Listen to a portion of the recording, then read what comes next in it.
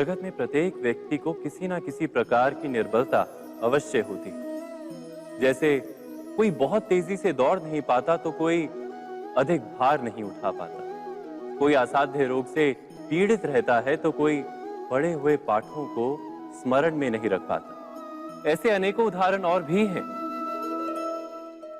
क्या आप किसी ऐसे व्यक्ति को जानते हैं जिसे सब कुछ प्राप्त हो और हम जीवन की उस एक निर्बलता को जीवन का केंद्र मानकर जीते हैं? इस कारणवश हृदय में दुख और असंतोष रहता है सदा।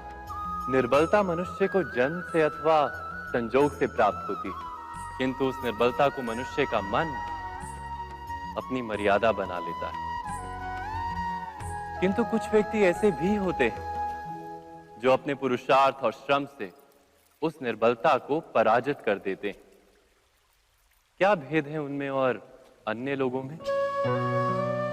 क्या आपने कभी विचार किया है? सरल सा उत्तर है इसका।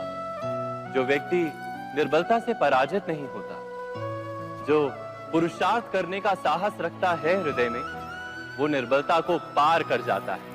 अर्थात निर्बलता अवश्य ईश्वर देता है, किंतु मर्यादा मनुष्य का मन ही निर्मित करता है। स्वयं विचार कीजिए।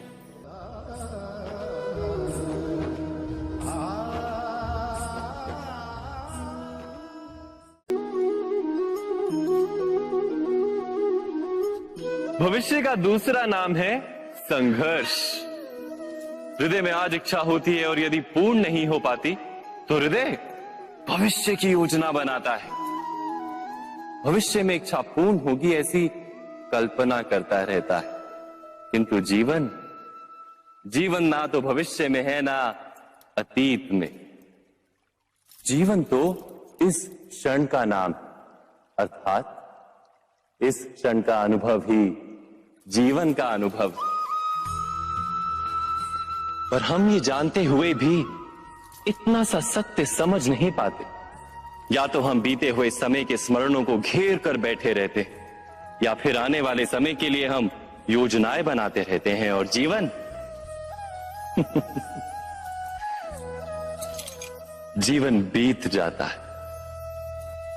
एक सत्य यदि हम हृदय में उतार लें कि ना हम भविष्य देख सकते हैं, ना ही भविष्य निर्मित कर सकते हैं, हम तो केवल धैर्य और साहस के साथ भविष्य को आलिंगन दे सकते हैं, स्वागत कर सकते हैं भविष्य का। तो क्या जीवन का हर पल जीवन से नहीं भर जाएगा? स्वयं विचार कीजिए।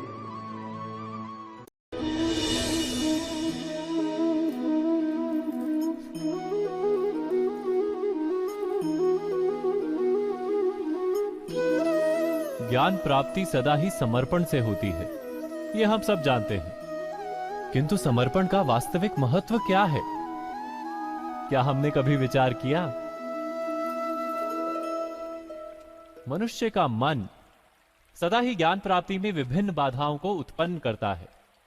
कभी किसी अन्य विद्यार्थी से ईर्ष्या हो जाती है, कभी पढ़ाए हुए पाठों पर संदेह जन्मता है और कभी गुरु द्वारा दिया गया दंड मन को अहंकार से भर देता है।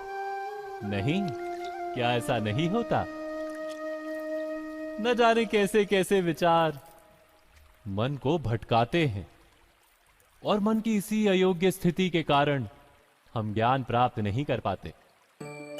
मन की योग्य स्थिति केवल समर्पण से निर्मित होती है। समर्पण मनुष्य के अहंकार का नाश करता है, ईर्ष्या, महत्वाकांक्षा आदि भावनाओं को दूर कर हृदय को शांत करता है और मन को एकाग्र करता है। वास्तव में ईश्वर की सृष्टि में ना ज्ञान की मर्यादा है, ना ज्ञानियों की। गुरु दत्तात्रेय ने तो गाय और श्वान से भी ज्ञान प्राप्त कर लिया था। अर्थात विषय ब्रह्म ज्ञान का हो या जीवन के ज्ञान का या गुरुकुल में प्राप्त होने वाले ज्ञान का, उसकी प्राप्ति के लिए गुरु से अधिक महत्व है उस गुरु के प्रति हमारा समर्पण। क्या ये सत्य नहीं?